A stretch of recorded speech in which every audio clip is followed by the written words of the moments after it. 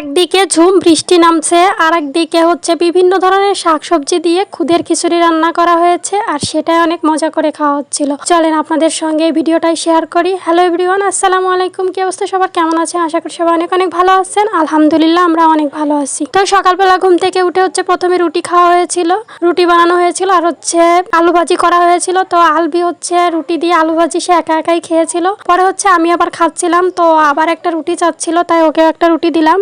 আলবিকে খাওয়াই দিতে গেলে যদি ঝাল হয় তাহলে কিন্তু খেতে চায় না, কিন্তু নিজে থেকে যখন খাই তখন যদি ঝাল হয় তাহলে সেটা ঝাল হলেও খাই, পানি খাই আর সেই খাবারটা খাই।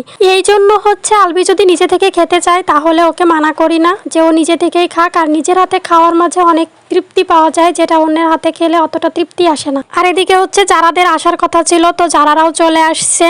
যারা হচ্ছে স্কুল থেকে আসছে ওর আম্মুর সঙ্গে, আর আসার সময় হচ্ছে যারার আম্মু দুইটা ড্রাগন গাছ আর হচ্ছে একটা লিচু গাছও কিনে নিয়ে আসছিল। আর যারা এসেই তো ড্রেসও খোলে নাই, না খুলে হচ্ছে লিখতে বসে গেছে। সকালে যেহেতু রুটি বানানো হয়েছিল, তো যারা আসার পর ওরা হচ্ছে রুটি খেয়েছিল। আর তারপর হচ্ছে আমরা দুই বোনে চলে গেছিলাম হচ্ছে শাক পাতা তুলতে।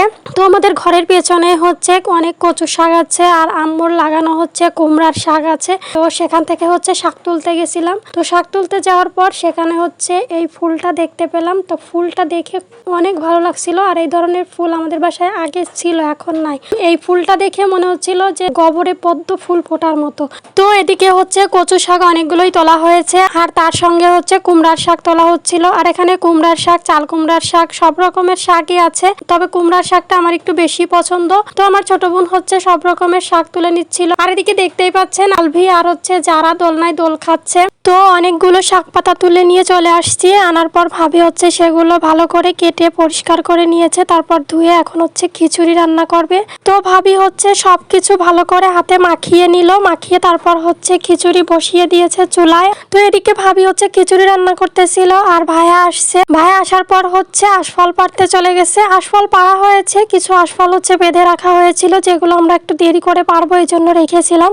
তো ভাইয়া হচ্ছে এসে সে আশফলগুলো পারছে। আর এই আশফলগুলো যে এত মজা খেতে, লিচুর মতো এরকম একটা বড় বড় আশফল হয়েছে আর আশফলগুলো খেতে এত মিষ্টি। তো পরে আমরা ভাবতেছিলাম যে আশফলগুলো আগে না পেরে এভাবে বেঁধে রেখে পরে পারলে হয়তো ভালো হতো।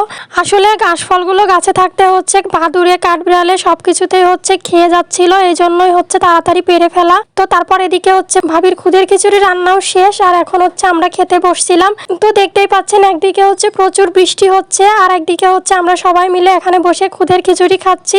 তো এরকম বৃষ্টির মধ্যে সব রকম শাকসবজি দিয়ে খুদের খিচুড়ি রান্না করে খেতে কে কে পছন্দ করেন সবাই কমেন্ট করুন। আজকের মতো ভিডিওটা এ পর্যন্তই, দেখা হবে পরবর্তী কোনো ভিডিওতে। সে পর্যন্ত সবাই ভালো থাকবেন, সুস্থ থাকবেন আর আমাদের ভিডিওটা ভালো লাগলে লাইক কমেন্ট করে পাশে থাকবেন। আল্লাহ হাফেজ, আসসালামু আলাইকুম।